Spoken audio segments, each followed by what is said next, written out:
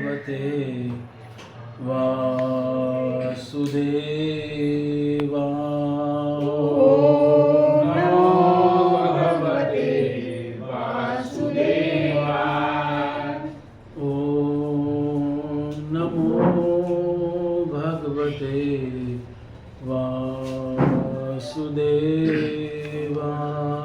ओम नमो भगवते वासुदेवाय। ओम नमो भगवते वासुदेवाय। ओम नमो भगवते वासुदेवाय। नारायणं नमस्कृत्य नारायणं नमस्कृत्य नरं चैव नरोत्तमं नरं चैव नरोत्तमं देवीं सरस्वतीं व्यासं देवीं सरस्वतीं व्यासं ततो जयमुदीरये। ततो जयमुदीरये। नष्टप्रायेषु भद्रेषु नष्टप्रायेषु भद्रेषु नित्यं भागवत सेवया नित्यं भागवत सेवया भगवतेरुत्तम श्लोके भगवतीरुत्तम श्लोके भक्तिर्भवति नैष्टिकी। भक्तिर्भवति नैष्टिकी। ॐ ज्ञानतिमिरान्धस्य ज्ञानञ्जनशलाकया चक्षुरुन्मीलितं येन तस्मै श्रीगुरवे नमः। श्रीचैतन्यमनोभीष्टं स्थापितं येन भूतले स्वयं रूपं तथा मह्यं ददाति स्वपदान्तिकं। वन्देऽहं श्रीगुरो श्रीयुगपतितमलं श्रीगुरुं वैष्णवांश्च श्रीरूपं साग्रजातं सकलरघुनाथान्वितं तं सजीवं साद्वैतं सावधूतं परिजनसहितं कृष्णचैतन्यदेवं श्रीराधा कृष्णपादान् सकलललिता श्रीविशाखान्वितांश्च। हे कृष्ण करुणा सिन्धो दीनबन्धो जगत्पते गोपेश गोपिकान्त राधाकान्त नमोस्तुते। तप्तकाञ्चन गौराङ्गी राधे वृन्दावनेश्वरी वृषभानुसुते देवी प्रणमामि हरिप्रिये। वाञ्छाकल्पतरुभ्यश्च कृपा सिन्धुभ्येव च पतितानां पावनेभ्यो वैष्णवेभ्यो नमो नमः। जय श्री कृष्ण चैतन्य प्रभु नित्यानंद श्री अद्वैत गदाधर श्रीवासादि गौर भक्तवृंद। हरे कृष्णा कृष्णा कृष्णा हरे हरे हरे राम राम राम हरे हरे। नमो विष्णुपादाय कृष्णपृष्ठाय भूतले श्रीमते भक्तिवेदांत स्वामिनि नामिने। नमस्ते सरस्वती देवे गौरवाणी प्रचारिणे निर्विशेष शून्यवादी भाष्यकारिणे। ग्रंथराज श्रीमद् भागवतम की जय। ग्रंथराज श्रीमद् भागवतम स्कंद 1 अध्याय 13 और श्लोक संख्या 34।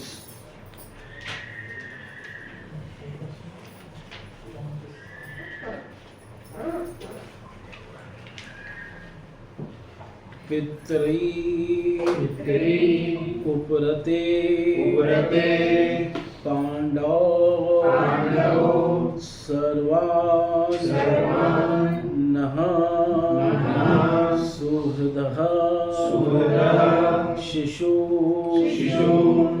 अरक्षता व्यसनतः पितृव्यो गतो इतः पितृउपरते पाण्डव सर्वान्नः सुहृदः शिशु अरक्षतां व्यसनतः अरक्षतां व्यसनतः पितृव्योक्वगतावितः पितृव्योक्वगतावितः पितृव्रते पाण्डव पितृव्रते पाण्डव सर्वान्नः सुहृदः शिशुः सर्वान्नः सुहृदः शिशुः अरक्षतां व्यसनतः अरक्षतां व्यसनतः पितृव्योक्वगतावितः पितृव्योक्वगतावितः पितृव्रते पाण्डव पितृव्रते पाण्डव सर्वान्नः सुहृदः शिशुः सर्वान्नः सुहृदः शिशुः अरक्षतां व्यसनतः अरक्षतां व्यसनतः पितृव्योक्वगतावितः पितृव्योक्वगतावितः पितृव्रते पाण्डव सर्वान् नास्वर्धा शिशून् अरक्षतां व्यसनतः पितृकौ गतौ इतः पितृव्रते पाण्डव सर्वान्नः सुहृदः शिशून् अरक्षतां व्यसनतः पितृव्योक्वगतावितः पितृव्योपत्ते पाण्डव सर्वान्नः सुहृदः शिशून् अरक्षतां व्यसनतः पितृव्योक्वगतावितः पितृव्योपत्ते पाण्डव सर्वान्नः सुहृदः शिशून् अरक्षतां व्यसनतः पितृव्योक्वगतावितः पितृव्योपत्ते पाण्डव सर्वान्नः सुहृदः शिशून् अरक्षतां पितृव्योक्वगतावितः पितृव्रते पाण्डव सर्वान् सुहृदः शिशून् अरक्षतां व्यसनतः पितृव्योक्वगतावितः पितृव्योपरते पाण्डव सर्वानः सुहृदः शिशून् अरक्षतं व्यासनतः पितृव्योक्वगतावितः पितृव्रतो पाण्डव सर्वान् सुहृदः शिशून् आरक्षतं व्यासनतः पितृव्योक्वगतावितः पितृव्रते पाण्डव सर्वान् सुहृदः अरक्षतं व्यासनतः पितृव्योक्वगतावितः।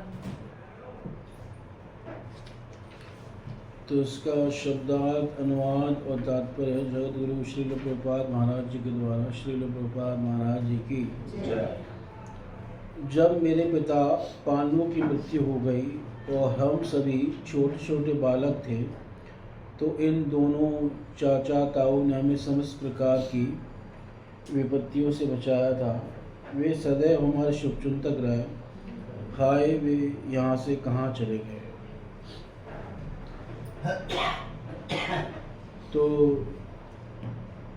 धृतराष्ट्र चले गए और साथ में गांधारी भी चली गई और विदुर जी भी क्या हो गए, चले गए।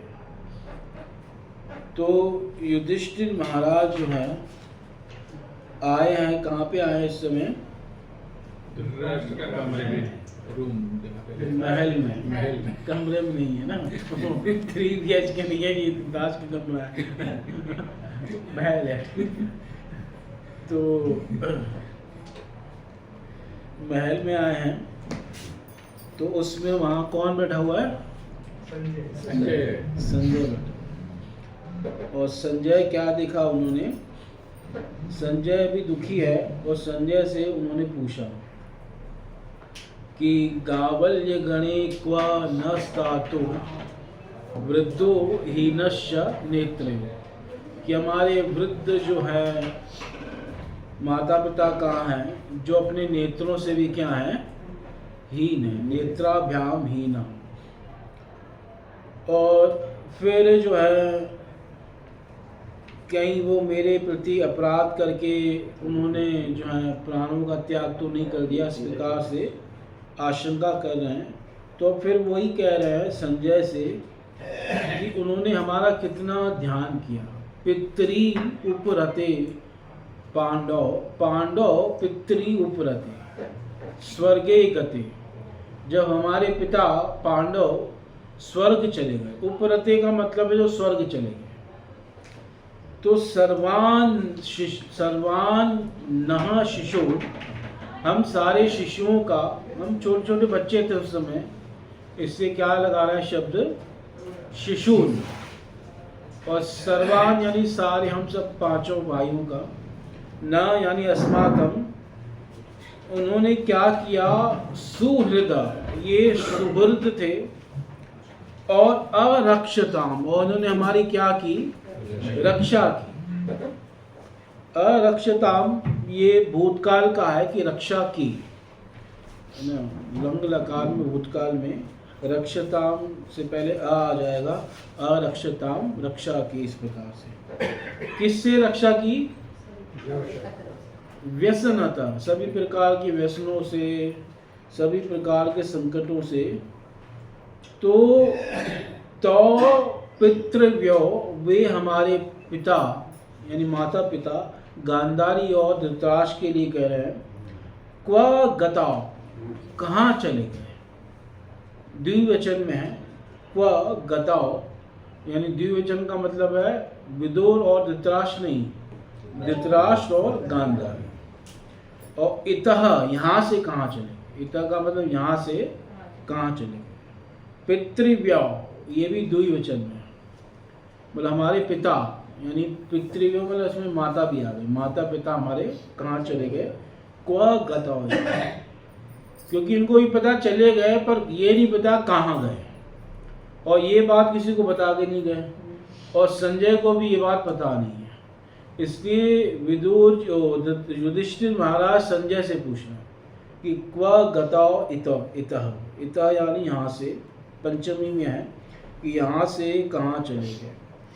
और शिशून शब्द द्वितीया विभक्ति है कि बहुवचन है, कि हम सारे शिशु जब छोटे छोटे थे तो इन्होंने हमारी रक्षा की, हमारा पालन किया, इस समय वे हमें छोड़ के कहाँ चले गए, हमारे जो पिता हैं, माता हैं, क्व गतो। मतलब युधिष्ठिर महाराज कितने साधु स्वभाव के हैं कि क्या मान रहा है कि इन्होंने हमारी क्या की, रक्षा की, जबकि इन्होंने रक्षा नहीं की थी, इन्होंने तो मारने का पूरा प्रयास किया था इनको, है ना, पूरा खत्म करने का, पर फिर भी ये इतने साधु स्वभाव के। तो उसका उत्तर दे रहे हैं आगे।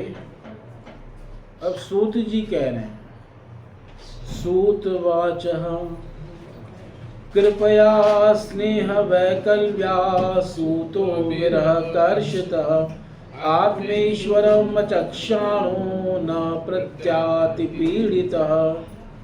श्रील सूत गोस्वामी ने कहा, करुणा तथा मानसिक शोक के कारण संजय अपने स्वामी धृतराष्ट्र को न देखने से अत्यंत दुखी थे, अतः वे महाराज युधिष्ठिर को ठीक से उत्तर नहीं दे सके। तो वे उत्तर क्यों नहीं दे पा रहे हैं, तो उसके कारण बता रहे हैं। स्नेह वैकल्प्या, स्नेह से, प्रेम से वो क्या थे, विकल थे, वैकल्य था, विकलता थी, यानी अपने आप को संभाल नहीं पा रहे थे। मतलब वो प्रश्न कर रहे हैं, अब ये अपने आप को संभाल ही नहीं पा रहे, तो उत्तर क्या दें। स्नेह से, प्रेम है, और विरह कर्षिता, विरह से क्या थे, बहुत ज्यादा कर्षित थे, है ना, कर्षित मतलब बहुत ज्यादा दुखी थे। कृपया, कृपा है ना, कृपा के कारण या विरह के कारण, स्नेह से विकलता के कारण, सूतो विरह कर्षिता आत्मे ईश्वरम चक्षाणु, अपने ईश्वर को नहीं देख करके। क्यों इतनी विरह थी या क्यों स्नेह से विकल थे, तो उसका उत्तर दे रहे हैं, आत्म ईश्वरम अचक्षाण, उनको नहीं देख पा रहे थे। आत्म ईश्वर यहाँ कौन हो गए,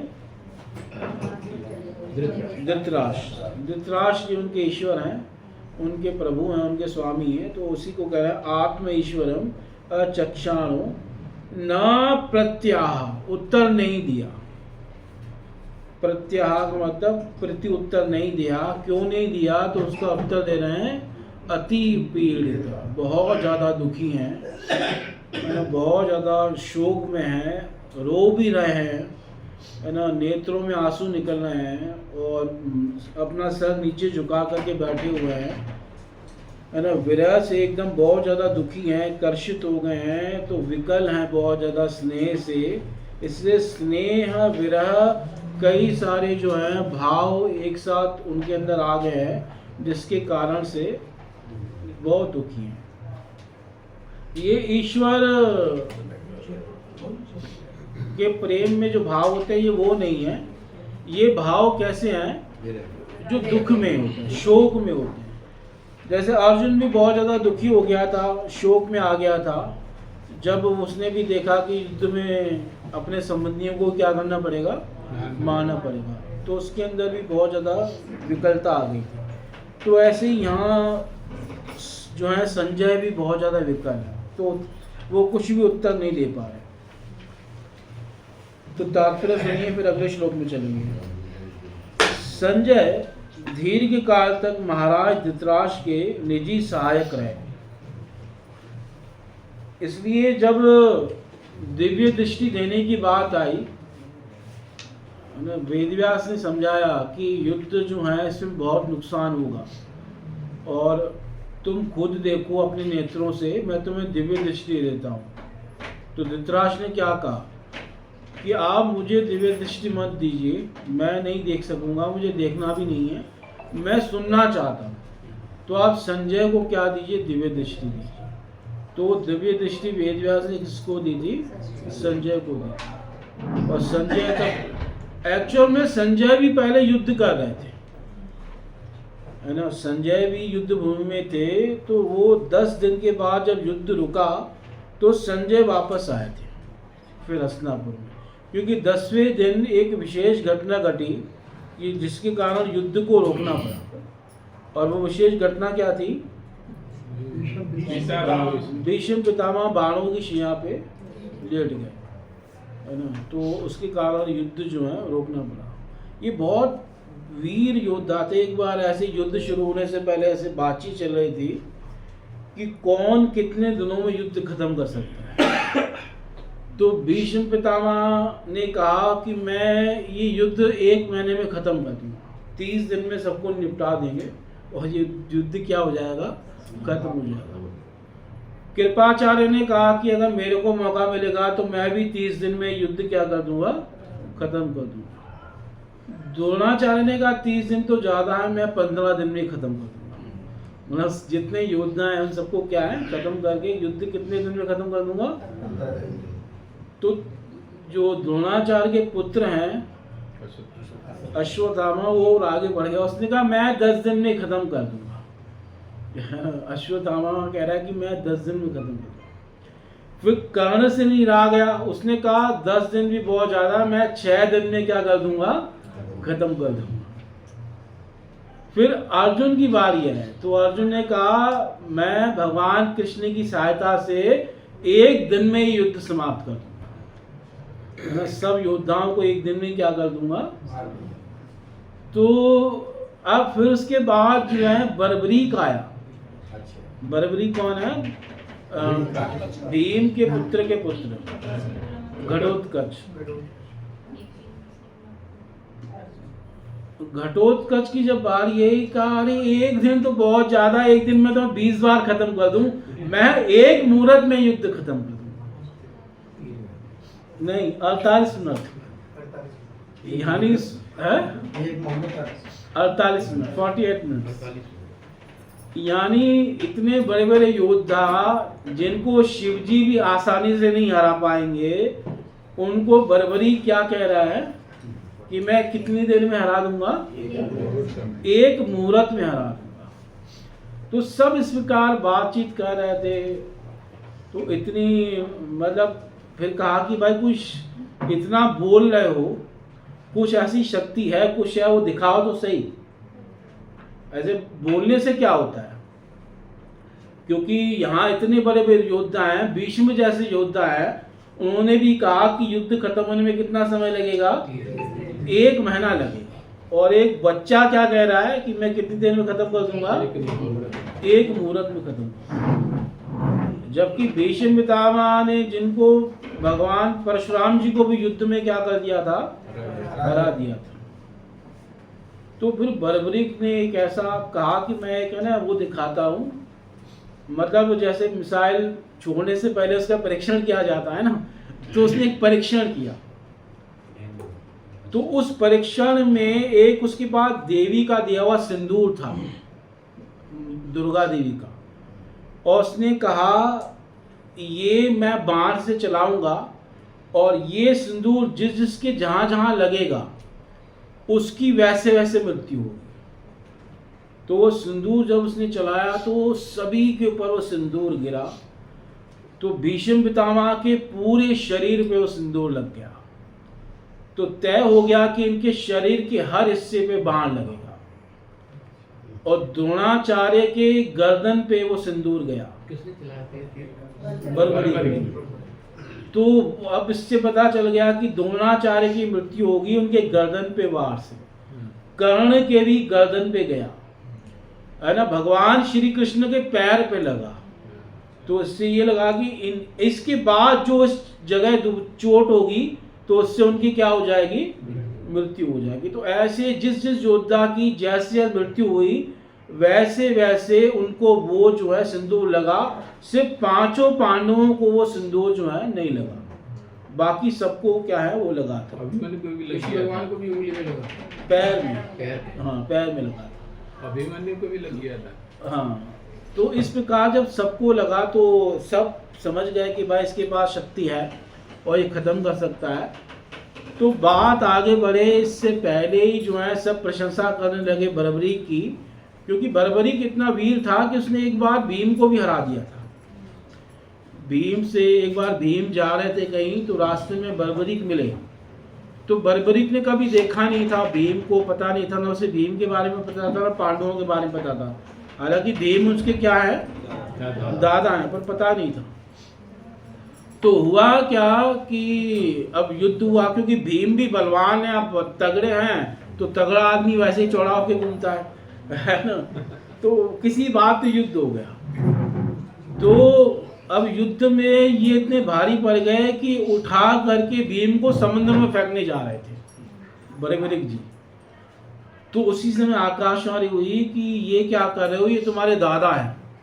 तो फिर उस जैसे ही पता चले दादा हैं तो पिता के भी पिता है, तो उसने एकदम उनको नीचे उतारा, प्रणाम किया, और भीम भी प्रसन्न हुआ कि भाई मेरा जो पुत्र है ये बहुत क्या है, बलवान है। तो इस प्रकार जब वहाँ एक प्रसंग चल रहा था, तो जब सब लोग प्रशंसा कर रहे थे बर्बरीक की, तो इतनी देर में भगवान कृष्ण ने सुदर्शन निकाला और बर्बरीक की गर्दन काट दी वहीं पे। और तब सब हाहाकार करने लगे, ये क्या हो गया प्रभु, आपने ये क्या कर दिया, इतना तगड़ा योद्धा था, हमारी तरफ से युद्ध करता तो उन सब कौरवों को मरा देते, ऐसे ऐसे बातें होने लगी। तो इतने दिन में वहाँ 14 देवियाँ प्रकट हो गई, और उन देवियों ने कहा कि भगवान कृष्ण ने कुछ गलत नहीं किया, ब्रह्मा ने इसको ऐसा श्राप दिया था जिसके कारण इसकी मृत्यु ऐसे ही लिखी थी कि भगवान के चक्र से इसकी क्या होगी, मृत्यु होगी। और फिर भगवान ने उसको वरदान दिया कि तुम्हारे जो है जो गर्दन है ये जीवित रहेगी। और देवियों ने अमृत से फिर उसको जीवित कर दिया, और फिर उसने कहा मैं युद्ध देखना चाहता हूँ, तो उसकी गर्दन को, उसके सर को कहाँ लगा दिया, एक वृक्ष पर्वत के ऊपर लगा दिया कि अब यहाँ से तुम इस युद्ध को क्या करते रहना, देखना, और तुम्हारे सर की लोग कलयुग में क्या करेंगे, पूजा करेंगे। इस प्रकार से भगवान ने उन देवियों ने उनको क्या दिया, वरदान दिया। और फिर उनकी पूजा आज भी होती है खाटू श्याम के रूप में। पर ये भगवान कृष्ण नहीं है, कई बार लोग खाटू श्याम को कृष्ण समझते हैं, ये कृष्ण नहीं है, एक देवता विशेष है। वैसे तो देवता भी नहीं है, एक असुर है, क्योंकि भीम का पुत्र जो घटोत्कच था वो असुर था, है ना, राक्षस था। तो उसी का पुत्र होने के कारण ये भी राक्षस है, पर वरदान मिलने के कारण ये क्या हो गए, देवता के रूप में इनकी क्या होती है, पूजा होती है। अब ब्रह्मा ने ऐसा श्राप क्यों दिया, ये इसकी अलग कथा आती है। क्योंकि एक बार क्या हुआ कि जब पृथ्वी में भार बढ़ गया था, तो पृथ्वी किसके पास गई, ब्रह्मा के पास, गाय के रूप में। तो देवताओं की एक बहुत बड़ी मीटिंग हुई थी सुमेरु पर्वत के ऊपर कि पृथ्वी पे भार बढ़ गया है कैसे। तो सब देवताओं ने सोचा कि हम पृथ्वी पे प्रकट होते हैं, और भगवान ने भी सब देवताओं को कहा कि मैं जन्म लेने जा रहा हूँ, प्रकट होने जा रहा हूँ, तो तुम सब भी क्या लो, अवतार लो, प्रकट हो। तो फिर उस समय ये जो बर्बरीक था, ये पिछले जन्म में एक देवता था, ये यक्ष था।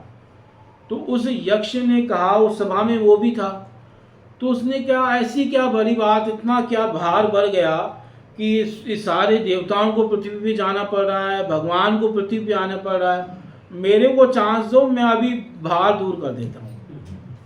तो ब्रह्मा ने देखा कि एक इतने बड़े बड़े देवता हैं, भगवान स्वयं आ रहे हैं, और एक यक्ष क्या बात कर रहा है कि मेरे को चांस दो। तो उसने कहा तुम बहुत बोल रहे हो, इतने बड़े लोगों की सभा में तुम ऐसी बातें कर रहे हो, तो मैं तुम्हें श्राप देता हूँ कि तुम्हारी मृत्यु होगी, भगवान के चक्कर के द्वारा तुम क्या हो जाओगे, मारे जाओगे। तो ब्रह्मा जी ने श्राप दिया था, वही जो यक्ष था वो बना था बर्बरीक, और उसकी क्या हो गई थी, मृत्यु हुई थी। बाद में वो देवी का भक्त था, तो देवी के आशीर्वाद से और भगवान कृष्ण के आशीर्वाद से उसकी क्या हो गई, पूजा होनी शुरू हो गई। और उसके कलयुग में लोग बर्बरीक जी की क्या करते हैं, बहुत पूजा करते हैं।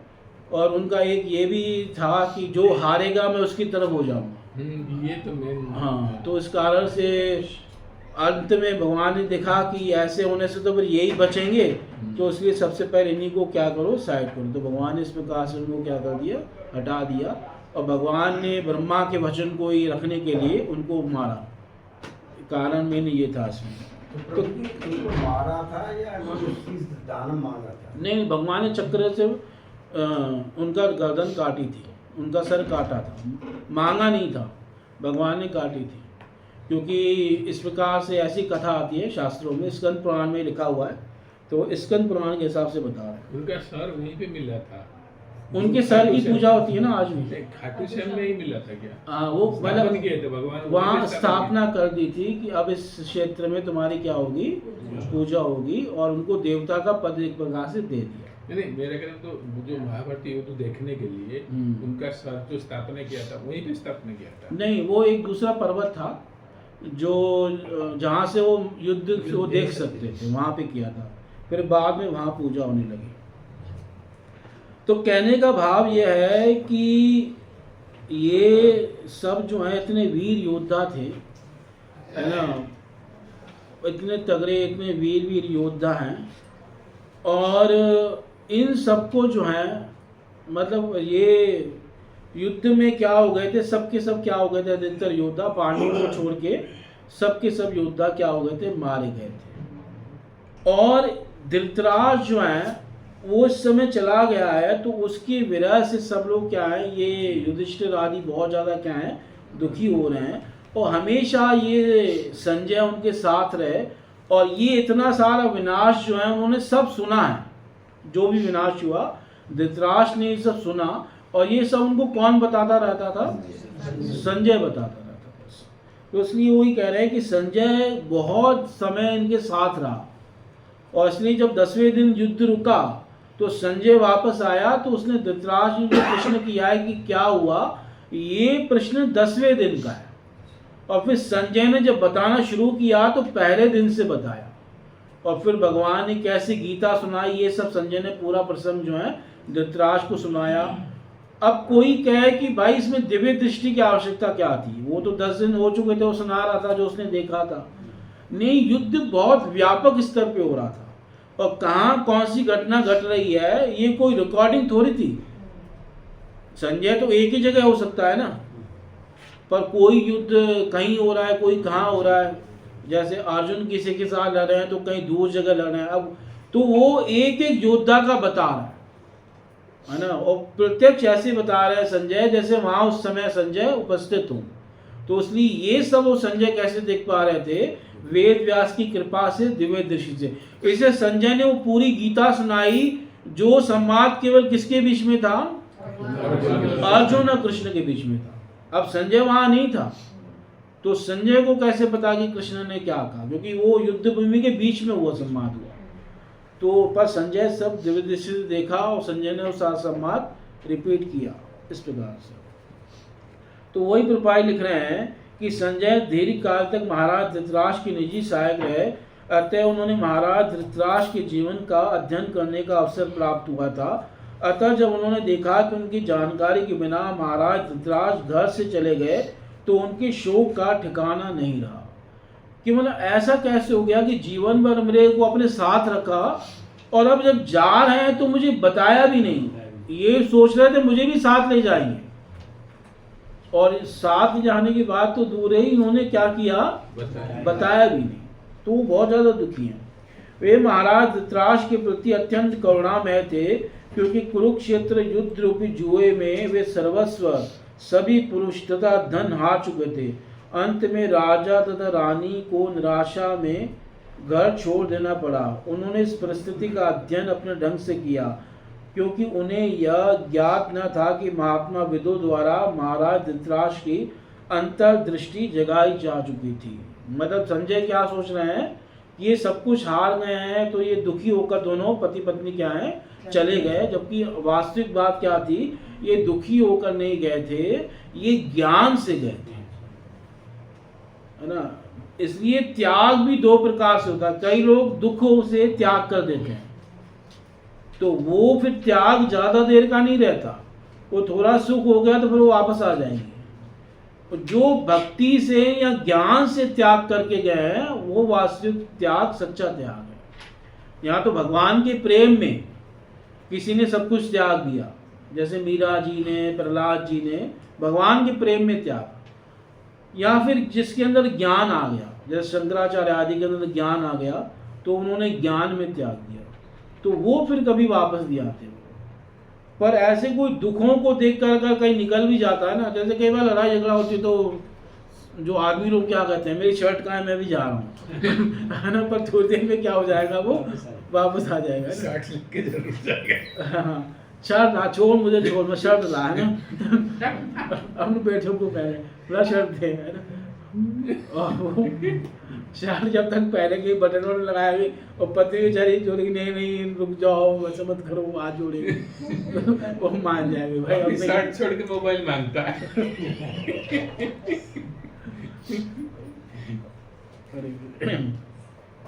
और वे गृह रूपी अंधे कुएं से निकलकर श्रेष्ठतर जीवन बिताने हेतु घर छोड़ गए।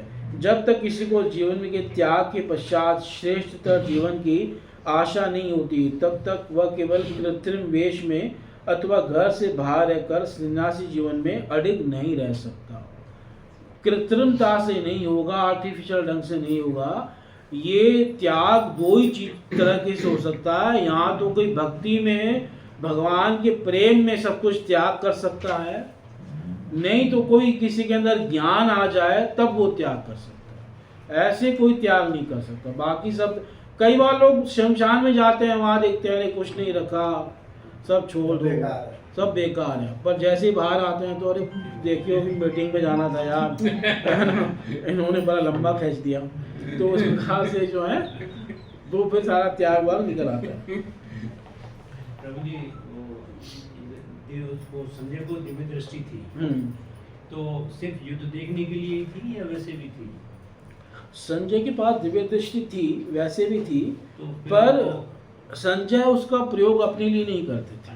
नहीं, मेरा कहना है जब महाराज मिस्टर पूछने गए उनसे तो और वो चले गए थे, तो वो देख के बता सकते थे कि मैं वही कह रहा हूँ ना कि संजय उस दिव्य दृष्टि का प्रयोग धृतराष्ट्र के लिए करते। अगर धृतराष्ट्र कुछ पूछेगा तब वो बताएंगे। दिव्य दृष्टि उस समय भी थी या महाभारत खत्म होने के बाद? देखो, इसका एक कारण यह है कि दिव्य दृष्टि वेदव्यास ने किसको दी थी? संजय को नहीं दी, धृतराष्ट्र को दी थी। धृतराष्ट्र ने कहा था संजय को दो, तो संजय उसको अपने लिए इस्तेमाल नहीं कर सकते थे। जैसे जब उनके स्वामी धृतराष्ट्र बोलेंगे तभी वो दिव्य दृष्टि का क्या कर सकते हैं, प्रयोग कर सकते हैं। अगर वो धृतराष्ट्र नहीं पूछ रहे तो उसका कभी इस्तेमाल नहीं करते। यानी पहले ऐसी स्वामी भक्ति होती थी, ये नहीं कि हाँ अब दिव्य दृष्टि आ गई है चलो भाई, है ना, अपने लिए इस्तेमाल कर रहे हैं ना। शेयर मार्केट देखते हैं क्या क्या जा रही है। इसमें एक तरह से वेदव्यास जी ने भी पूरा प्रयास किया कि जो भगवत गीता भगवान कृष्ण और उनके अर्जुन के बीच में चल रही थी, अगर ये धृतराष्ट्र नहीं है तो हो सकता परिवर्तन आ जाए, पर वो कोशिश भी विफल रही। फाइनली विदुर जी ने उनको, हाँ विदुर जी, ऐसे हाँ गीता सुनने के बाद भी धृतराष्ट्र के अंदर बदलाव नहीं आया। क्यों नहीं आया? क्योंकि वो गीता नहीं सुन रहा था, वो युद्ध का हाल सुन रहा था। इस भाव से वो सुन ही नहीं रहा था। अब उपदेश भी जब तक वो उपदेश के भाव से नहीं सुना जाएगा, वो कैसे असर करेगा? अब कोई उपदेश सुने कि भाई मैं चुटकुले सुनने जा रहा हूँ, है ना, तो वो फिर उपदेश भक्ति का असर थोड़ी करेगा, है ना। जैसे एक बाबा जी है ना, जो उनके शॉर्ट्स बना के डालते रहते हैं, है ना। बाबा जी मेरे पति मेरे से प्यार नहीं करते, आप बताइए मैं क्या करूं? तो बाबा जी उपाय बताते रहते। अब वो सारे शॉर्ट्स जो हैं वो इस प्रकार की आते हैं, उसमें भक्ति की कोई बात नहीं होती, अच्छी अच्छी बातें होती हैं। तो उन शॉर्ट्स को देखकर बेशक एक बाबा जी वो कुछ बोल रहे हैं तो किसी के अंदर भक्ति थोड़ी आ जाएगी। तो कहने का भाव है कि जब तक आप भक्ति के भाव से सुन नहीं रहे तो फिर उसका वो लाभ भी नहीं होगा। आगे सुनिए। विमृज अश्रुणि पाणिभ्यां विष्टभ्यात्मान आत्मना अजात शत्रुं प्रत्युचे प्रभो पादौ अनुस्मरन्। सर्वप्रथम उन्होंने बुद्धि द्वारा अपने मन को शांत किया, फिर अश्रु पोंछते हुए तथा अपने स्वामी महाराज धृतराष्ट्र के चरणों का स्मरण करते हुए मैं महाराज युधिष्ठिर को उत्तर देने लगे। विमृज अश्रूणी, अपने आंसुओं को क्या कर रहे हैं? विमृज, पोंछ रहे हैं। किससे? पाणिभ्याम, हाथों के द्वारा। दोनों द्विवचन में है, यानी दोनों हाथों से अपने क्या कर रहे हैं? आंसू पोंछ रहे हैं। विष्टभ्य आत्मानम आत्मना, आत्मना बुद्धिया आत्मानम मनः विष्टभ्य संयमित, अपने बुद्धि के द्वारा अपने मन को एकाग्रित किया, उसको संयम में लाए, यानी उसको शांत किया। जो मन बड़ा क्या हो रहा था? बेचैन हो रहा था, मतलब बहुत ज़्यादा विकल हो रहा था, बेचैन हो रहा था, तो उसको थोड़ा शांत किया। और अजात शत्रुम प्रत्युचे, और अजात शत्रु को उत्तर देने लगे, क्योंकि युधिष्ठिर ने प्रश्न किया तो उत्तर देना पड़ेगा, क्योंकि ये भी राजा हैं। और उत्तर कैसे दे रहे हैं? प्रभो पादौ अनुस्मरन्, अपने प्रभु के चरणों का स्मरण करते हुए। यहाँ प्रभु का मतलब है धृतराष्ट्र, उनके चरण, यानी ये उनके अंतर की भक्ति बता रहे हैं, उनके अंदर कैसे धृतराष्ट्र के प्रति भक्ति भाव था, है ना। अभी भी वो चले गए हैं तो उनके प्रति वो भक्ति भाव है धृतराष्ट्र के प्रति, इसलिए वो कोई भी चीज़ अपने लिए प्रयोग नहीं कर सकते। तो प्रभो पादौ अनुस्मरन्, धृतराष्ट्र के चरणों का स्मरण करके वो उत्तर दे रहे हैं। और क्या उत्तर दे रहे हैं? संजय वाच नाहं वेद व्यवसितं पित्रोर्वः कुलनंदन गांधार्या वा महाबाहो मुषितोऽस्मि महात्मभिः। तो संजय कह रहे हैं, संजय ने कहा, हे कुरुवंशी, मुझे आपके दोनों बुजुर्गों तथा गांधारी के संकल्प का कुछ भी पता नहीं है। हे राजन, उन महात्माओं द्वारा मैं तो ठगा गया। कुल नंदना, हे कुल को आनंदित करने वाले युधिष्ठिर, नाहम वेद व्यवसितम, मैं इनकी नहीं जानता ये बात कि ये दोनों कहाँ हैं या ये तीनों कहाँ हैं, मैं नहीं जानता। ना हम वेद व्यवसितम पित्रोर व, ये आपके पिता जो हैं कहाँ चले गए। और गांधार्या वा, मान लो युधिष्ठिर कहें अच्छा गांधारी के बारे में जानते हो, तो कह रहे नहीं नहीं, मैं गांधारी के बारे में भी नहीं जानता। हे महाबाहु मुषितोऽस्मि महात्मभिः, इन महात्माओं ने मुझे ठग लिया, इन महात्माओं ने ये यानी मुझे धोखा दे के चले गए, कहने का भाव ये है ना। इन्होंने मुझे बताया भी नहीं, अकेले अकेले क्या हो गए, चले गए। देखो जाना इस प्रकार ही होता है। जैसे राजा अंग थे, वो रात रात में चले गए थे। अंग महाराज की कथा आती है भागवत के 4थे स्कंद में, तो वो भी ऐसे ही चले गए अपने पुत्र के अत्याचारों से दुखी होकर। वेन उनका पुत्र था जो बहुत दुष्ट था, उसके पुत्र अत्याचारों से दुखी होकर वो रात ही रात में चले गए थे। राजा ही गायब हो गया, सोचो। और सारे मंत्री, सारी मंत्रिमंडल सब परेशान है कि राजा कहाँ है, राजा कहाँ है। जब कोई नहीं मिला तो उन्होंने अपने उसके पुत्र वेन को ही क्या बना दिया, राजा बना दिया। मतलब इस प्रकार ही जाया जाता है बिना बताए, है ना। कई लोग प्लानिंग करते हैं जाने की भी, है ना, तो वो लोग कभी नहीं जा पाएंगे।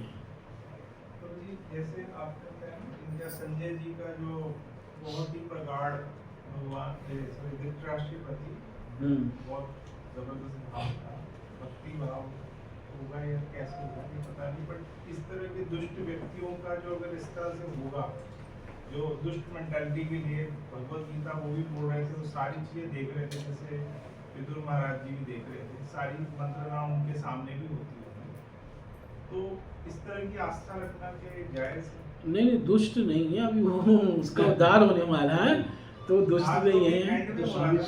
नहीं, अभी तो एंड अभी आई तो क्या, और कौन सा एंड आएगा? एसोसिएशन ऑफ डिवोटीज, हाँ, तो उसके बाद तो दुष्ट नहीं हुआ ना। एसोसिएशन करना चाहिए। देखो अब वो वैष्णव बन गया, तो वैष्णव जो आगे भी बनेगा ना, तो उसके बारे में भी गलत नहीं बोलना है, दुष्ट नहीं है वो, है ना। विदुर की बात मान गया, विदुर की बात, हाँ? विदुर की बात मान गया। हाँ, मतलब वो किसी समय से किसी मोह के कारण फंसा हुआ था, क्योंकि किसी न किसी को कोई ना कोई कमजोरी होती है, तो उसकी कमजोरी थी पुत्र मोह, पुत्र आसक्ति और राज मुकुट। इन दो कमियों के कारण कई गलत काम उसने किए, पर वैसे कोई ऐसा नहीं है कि बहुत ज़्यादा दुष्ट व्यक्ति है, ये है नहीं। उसने विदुर की बात स्वीकार की और वो सब कुछ त्याग करके चला गया, ये कितनी महानता है। और जो भक्त आगे भी भक्त बनेगा ना, उसके प्रति भी अपराध करेंगे तो वो भी क्या है, अपराध लगता है। एक बार भगवान शिव प्रणाम कर रहे थे कहीं किसी जगह जाकर, तो माता पार्वती ने पूछा कि यहाँ क्यों प्रणाम कर रहे हो, तो उन्होंने कहा कि यहाँ 1000 साल पहले किसी वैष्णव ने भजन किया है, तो इसलिए यहाँ प्रणाम कर। फिर आगे जाके एक जगह और प्रणाम किया, तो उन्होंने कहा यहाँ क्यों प्रणाम कर रहे हो, कह रहे एक वैष्णव आगे 1000 साल के बाद यहाँ फिर भजन करेगा, तो इसलिए प्रणाम कर। तो इसलिए जो भगवान की भक्ति से जुड़ गए तो उनको वो दुष्ट नहीं कह सकते। अब इसको ऐसे थोड़ा एक्सटेंड कर ले कि धृतराष्ट्र ने तो पांडव जो वैष्णव थे, हाँ, उनके प्रति तो अपराध ही अपराध किया, वो उसको फिर कैसे लेंगे? पर फिर भी उनका उद्धार हो गया ना। अपराध किया उन्होंने, गलत किया, पर एक समय आकर क्या हुआ, जब उन्होंने विदुर जी की बात मानी और सब कुछ त्याग करके चले गए, तो उनका उद्धार हो गया। यानी उनको एक मौका दिया, तो उस मौके का उन्होंने क्या कर लिया, उपयोग कर लिया और अपना उद्धार जो है उन्होंने कर लिया। कहने का भाव ये है। तो इस प्रकार से जो है संजय, देखो संजय ने भी गीता सुनी, पर संजय का भगवान के प्रति भक्ति भाव था और संजय बड़ा आश्चर्यचकित हो रहे थे। भगवान के जब विश्व रूप को संजय ने देखा तो बहुत ज़्यादा आश्चर्यचकित हो गए, क्योंकि संजय ने वास्तव में देखा था, जबकि धृतराष्ट्र ने केवल सुना था।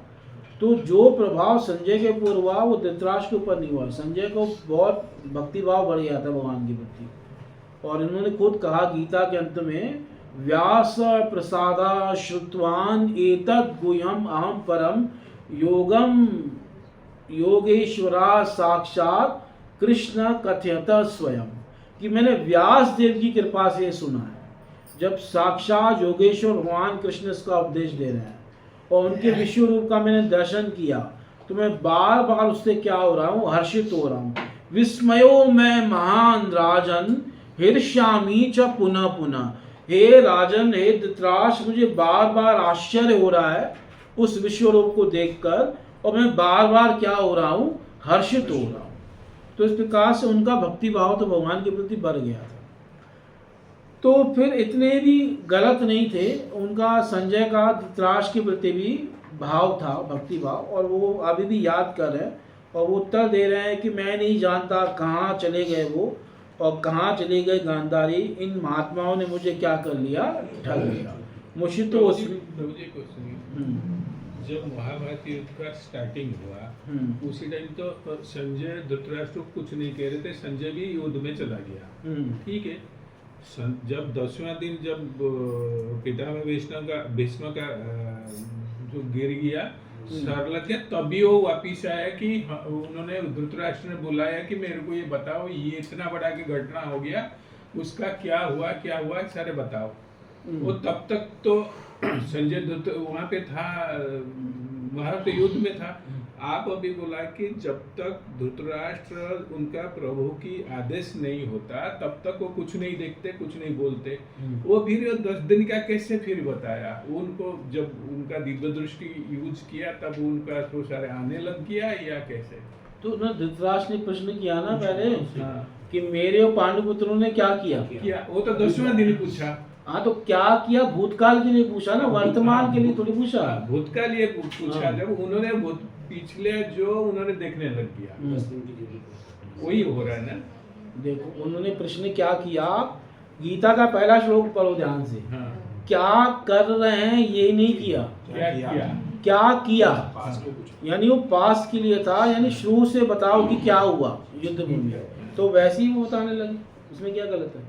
नहीं, मेरा कहने वो जो 10 दिन का जो है उनका दिमाग में आने लग गया, वो बताने लगे। या 10 दिन का बाद तो 10 दिन का एक दिन पहला दिन का कोई देखेगा नहीं। क्यों नहीं देखेगा जब प्रश्न ही वो कह रहे हैं कि शुरुआत से बताओ। तो शुरू से बता रहे हैं, उनको दिव्य दृष्टि पहले वेद व्यास ने दे दी थी, पर दिव्य दृष्टि लेकर वो युद्ध कर रहे थे। और जब वापस आए तो कहा कि भाई बताओ मेरे और पांडुपुत्रों ने क्या किया। तो क्या किया तो शुरू से बताएंगे। देखो पहले टॉस हुआ, फिर इनकी बैटिंग आई, फिर पहले ये आउट हुए, तो सारा बताया जाएगा ना। ये क्वेश्चन ये है कि वो लाइव नहीं देख के मेमोरी से बता रहे। हाँ लाइव नहीं देख रहे, लाइव रिकॉर्डिंग देखकर हाँ, मतलब एक प्रकार से वो दिव्य दृष्टि का मतलब ही है जो भूतकाल का भी देख सके। तो लाइव ही देख रहे थे, पर उस समय लाइव चल नहीं रहा था। ये एक तरह से ऐसे ही कह सकते हैं, कोई वृंदावन ज्यादा बोला बताओ तुम यहाँ से कैसे गए, कहाँ से क्या क्या देखा, क्या करा, फिर बाद में घर पर आप बताओ समझाते घर वालों को। पर उसमें बुद्धि सीमित रहेगी ना, कई चीजें भूल जाएगा। अब किसी से स्टोरी पूछो कि भाई उसकी कहानी क्या है, 3 घंटे की कहानी वो 10 मिनट में सुना देगा, है ना। ऐसे ही होता है ना कि ऐसे ऐसे हुआ ये हुआ, पर वो ऐसे नहीं था। वो 3 घंटे की कहानी 3 घंटे में सुना रहे थे, पूरी एक एक डिटेल सुना रहे थे। ये दिव्य दृष्टि है। ठीक यही है कि और कोई है? हाँ क्यों हमें आपका प्रश्न, मुझे लगता है आपका प्रश्न समझने के लिए हमें दिव्य दृष्टि चाहिए होगी।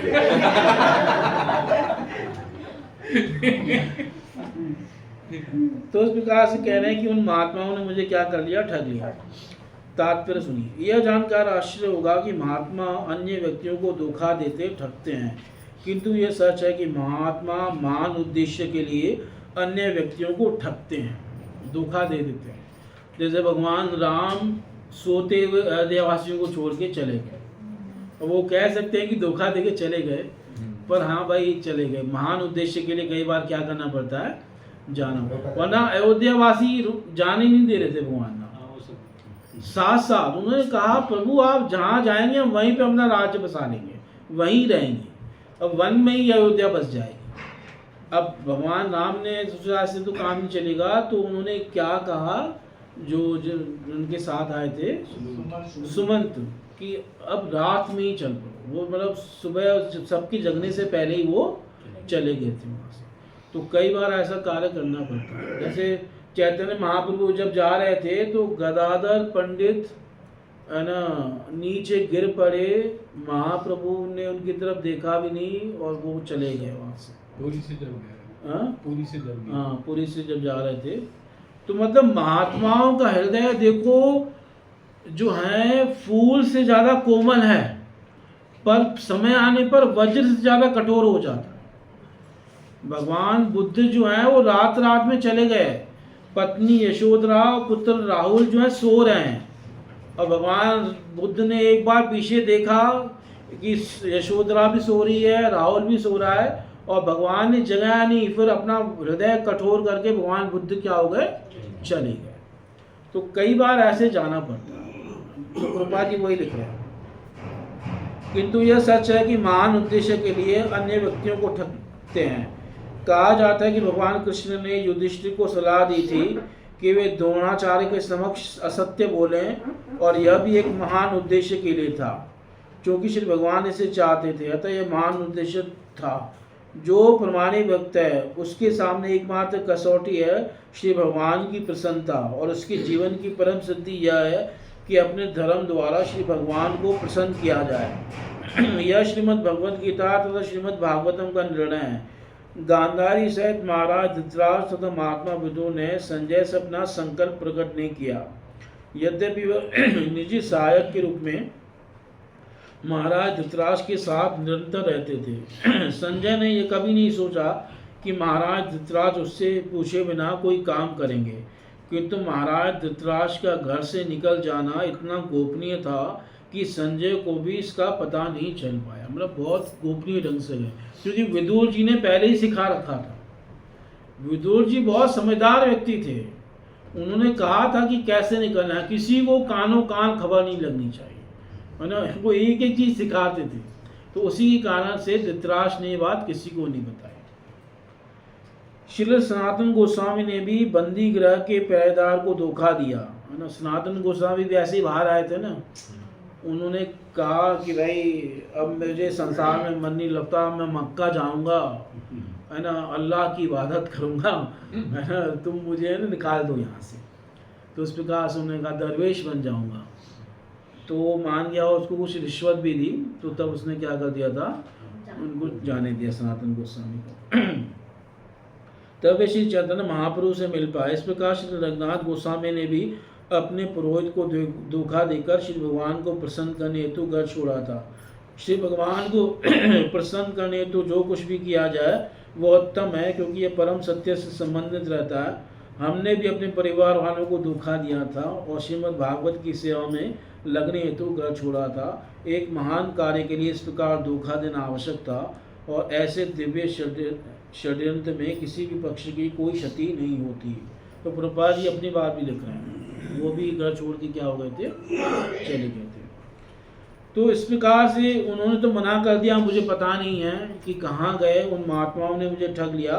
तो उसी समय भगवान नारद वहाँ आ गए। अथ जगाम भगवान नारद स तुम्बुरु प्रत्युत्थाय अभिवाद्या सानुजो अभ्यचन मुनिम। जब संजय इस प्रकार बोल रहे थे तो शक्ति संपन्न दैवी पुरुष श्री नारद मुनि अपना तंबूरा लिए वहाँ प्रकट हुए। महाराज युधिष्ठिर ने अपने भाइयों से अपने अपने आसन से उठकर प्रणाम करते हुए उनका विधिवत स्वागत किया। अथ आ जगाम, आ गए। कहाँ आ गए? यहाँ पे धृतराष्ट्र का महल, धृतराष्ट्र के महल में हस्तिनापुर में भगवान नारद, भगवान नारद जी आए। और किसके साथ आए? अपने तंबुरा, सह तुम्बरु, तुम्बरु नाम के एक मित्र हैं उनके साथ है। कैरिंग इज तुमरू लिखा है। नहीं, तुम्बरु एक व्यक्ति हैं, पर्सनैलिटी है। यहाँ बिना लिखा हुआ, बच्चों बता रहे वो तुम्बरु जो है एक पर्सनैलिटी है, एक ऋषि हैं, या एक गंधर्व है, सॉरी गंधर्व हैं, जो नारद जी के साथ कई बार चलते हैं। तो वीणा के साथ आए, ये कहना उचित नहीं है।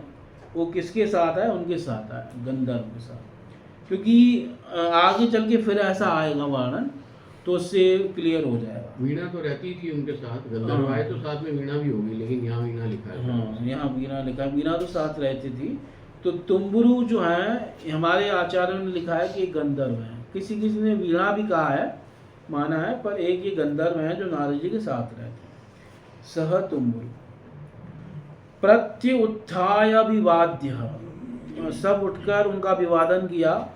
सा अनुजो, अनुजों के साथ यानी भीम आदि के साथ। अभ्यर्चन मुनि, मुनि की क्या की उन्होंने पूजा की। और फिर नारद जी से पूछेंगे। देवजी नारद को यहाँ पर भगवान कहा गया है क्योंकि वे श्री भगवान के परम विश्वसनीय भक्त हैं। ये भगवान के भक्त हैं और भगवान के अवतार भी हैं, शक्त्यावेश अवतार माने गए हैं भगवान के। जो लोग श्री भगवान की प्रेम भक्ति में संलग्न रहते हैं उन्हें तथा श्री भगवान के अत्यंत विश्वास पात्र भक्तों को एक जैसा ही माना जाता है। श्री भगवान कैसे विश्वास पात्र भक्त अत्यंत प्रिय हैं क्योंकि वे श्री भगवान के यश का गुणगान करते हेतु अपनी विभिन्न क्षमता के अनुसार सर्वत्र विचरण करते रहते हैं। मुझे सेंटेंस ना ये इंग्लिश और हिंदी में लगी है। वो बहुत भक्त होते हैं वो ऐसा का करते हैं, और वो हिंदी में लिखा है जो भगवान की प्रेम भक्ति में संलग्न रहते हैं उनको उनको भगवान जैसा मानना चाहिए। इंग्लिश में लिखा है जो भक्त होते हैं, बहुत अच्छी तरह से भक्ति करते हैं, वो भगवान और भगवान के तुल्य भक्तों का अच्छा करते हैं। अच्छा, ये अलग अलग है, लेकिन इंग्लिश में ठीक होगा, प्रभुपाद ने लिखा है ना, और हिंदी वाले ट्रांसलेशन में गलती कर दी। श्री भगवान को ऐसे विश्वास पात्र भक्त अत्यंत प्रिय हैं क्योंकि वे श्री भगवान के यश का गुणगान करने हेतु अपनी विभिन्न क्षमता के अनुसार सर्वत्र विचरण करते रहते हैं और अभक्तों को भक्त बनाने हेतु प्रयास करते रहते हैं जिससे वे बुद्धिमान बन सके। वास्तव में कोई भी जीव अपनी वैधानिक स्थिति के कारण अभक्त नहीं हो सकता, किंतु जब कोई अभक्त या नास्तिक बन जाता है तो यह समझना चाहिए कि वह व्यक्ति अपने जीवन की स्वाभाविक अवस्था में नहीं है। श्री भगवान के विश्वास पात्र भक्त ऐसे मोहग्रस्त जीवों का उपचार करते हैं, अतएव श्री भगवान की नज़रों में प्रिय माने जाते हैं। श्री भगवान श्रीमद् भगवद गीता में कहते हैं कि जो नास्तिकों तथा अभक्तों को भक्त बनाने हेतु श्री भगवान की महिमा का प्रचार करते हैं, उनसे अधिक प्रिय उन्हें अन्य कोई नहीं है। श्री नारद मुनि जैसे महापुरुषों को इसी प्रकार का समुचित सम्मान मिलना चाहिए जिस प्रकार साक्षात श्री भगवान को मिलता है। महाराज युधिष्ठिर का अपने सुयोग्य भाइयों सहित श्री नारद मुनि जैसे शुद्ध भक्त का सम्मान करना अन्य व्यक्तियों के लिए अनुकरणीय है जिनके लिए कोई अपनी वीणा लिए हुए श्री भगवान का गुणगान करने के अतिरिक्त और कोई कार्य नहीं है। तो नारद जी हमेशा वीणा बजाते हैं और फिर जब जाएंगे ना तब भी यही बात आई है। ये आगे जब पहले तो नारद जी उनको समझाएंगे और समझाने के बाद जब नारद जी जाएंगे तो उन तब भी इस प्रकार का ही वचन आता है और ये वचन है 60वें श्लोक में, हाँ इसी अध्याय का। इति उक्त्वा थारुह सर्गं नारदः सह तुम्बरु युधिष्ठिरो वचस्तस्य हृदि कृत्वा जहाशुच। इस प्रकार कहकर नारद जी स्वर्ग चले गए सह तुम्बुरु के साथ। तो बार बार ये तुम्बुरु वीणा कहना भी उचित नहीं है कि वीणा के साथ आए, वीणा के साथ गए, तो इसलिए कईयों ने गंधर्व माना है। और शास्त्रों में अन्य जगह, भागवत में भी अन्य जगह एक ऐसे गंधर्व का नाम आता है जो नारद जी के साथ रहते थे। तो उन्हीं गंधर्व के साथ नारद जी आए थे, उन्हीं के साथ जा रहे। कई बार कईयों को नारद जी अपने साथ रखते थे।